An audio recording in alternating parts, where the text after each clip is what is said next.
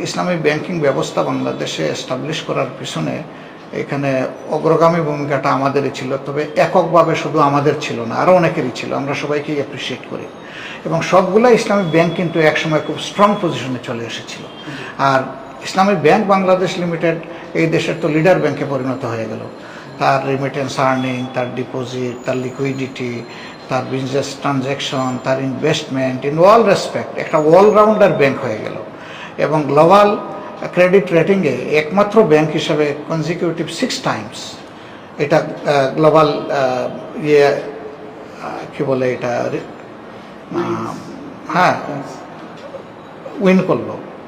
আর তো কোনো ব্যাংক এই সম্মানটা এনে দিতে পারেনি বাংলাদেশে। এখন শুধু সম্মানের বিষয় তো না, এই ব্যাংক বাংলাদেশের ইকোনমির সবচেয়ে স্ট্রংগেস্ট পিলার ছিল। সেই ব্যাংকটাকেই লুটে ফুটে খেয়ে যারা শেষ করেছে তাদের বিচার, কঠিন বিচার চাই, সাধারণ বিচার না, কঠিন বিচার।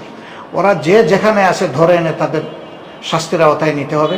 আর এদের অবৈধ সম্পদ যেখানে আছে সব কিছু এনে এটা রাষ্ট্রের অনুকূলে নিয়ে যার যেখানে যতটুকু পাওনা তাকে ফিরিয়ে দিতে হবে।